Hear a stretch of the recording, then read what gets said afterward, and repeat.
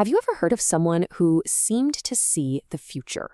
Today, we're diving into the mind of a brilliant thinker who, decades before it happened, appeared to predict the tragic fate of European Jewry. But he didn't just issue a warning. He also offered a solution to a spiritual paradox that had puzzled his people for nearly 2,000 years. So this is the quote he's probably most famous for. And when you realize he passed away way back in 1926, it really does send a chill down your spine. He was talking about the Jews of Germany, who felt so comfortable, so successful, so German, that they had started to mistake their new home for their ancient one. But for the man who said it, the Meshech Chochmah, this wasn't just some clever, cutting remark. No, it was a symptom of a recurring and frankly dangerous cycle that he believed was hardwired into Jewish history in exile.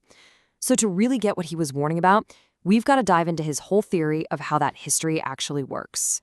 You see, for him, history wasn't just a series of random events. He believed that for the Jewish people in exile, it followed a predictable, repeating pattern, a tragic cycle that was almost like a spiritual law of nature. So let's break down what this cycle actually looked like. Now, the really key insight here was the logic he saw behind this cycle. He didn't see it as some kind of punishment. He saw it as a sort of divine defense mechanism. Think about it. Just when a community was on the very brink of totally blending in, of disappearing, a stormy wind would suddenly appear. It would force them out, force them to remember who they were, and then they'd have to start the painful process all over again.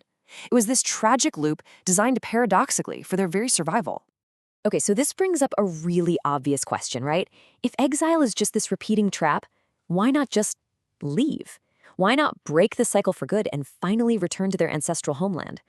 Well, the answer is that for almost 2,000 years, there was this powerful theological barrier that seemed to make that completely impossible. And this barrier is what created the central paradox of Jewish life. On the one hand, you have this constant, deep yearning to go home. But on the other, you have what was understood as a divine command that basically said, nope, you can't. It all comes down to something called the three oaths. According to a very old tradition, God made the Jewish people take these vows. The big ones were, don't rebel against the nations you're living among, and, crucially, do not try to return to your land all at once by force. The deal was that the nations, in turn, were sworn not to be too cruel to them. And this created the ultimate trap. For centuries, the main prayer, 3 times a day, was for a return to Zion.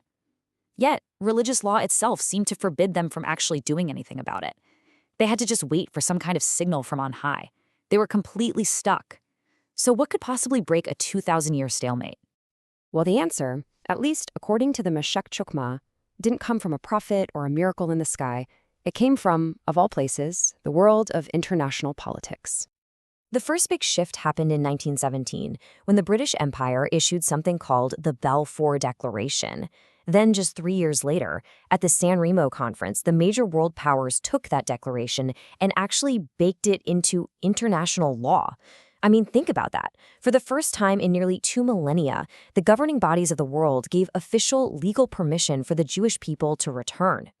And for the Meshech Chochmah, this was it. This was the moment everything changed. He declared that this was the signal they had all been waiting for. The nations themselves had essentially released them from their vow. The prohibition was over. As he put it in just a few revolutionary words, the fear of the oaths was removed. But hold on a minute. How does that even work? How can a decision made by a bunch of politicians in Italy suddenly override what was understood to be a divine command? Well, this is where the Meshech Chochmah's thinking gets really profound, because it reveals this incredible principle about the very nature of holiness itself. He argued that the answer was actually hidden in plain sight, right inside one of the most famous stories in the entire Bible. The key, he said, is in the story of the 10 Commandments, but not just the tablets we all know about. He focuses on the first set, the ones that got broken. So let's look at this. You have the first tablets, literally made by God, the holiest object you could possibly imagine. But they were brought down to a people who were in the middle of a major sin, the golden calf, and boom, they were shattered. Then you have the second tablets, carved by a human, Moses, given to the people after they had repented, and those are the ones that lasted.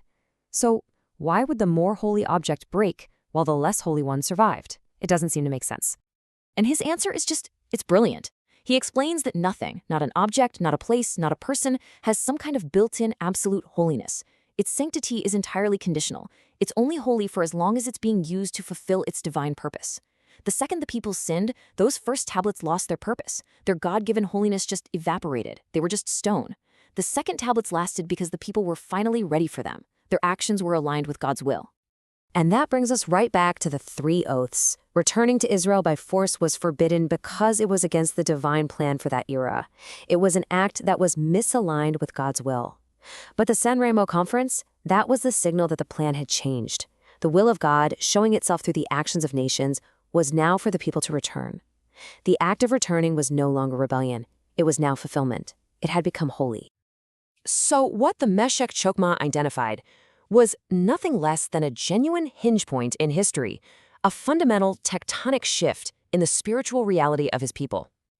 So what are the big takeaways here? What should we remember? First, that history might not be as random as it seems. It can have this hidden spiritual logic.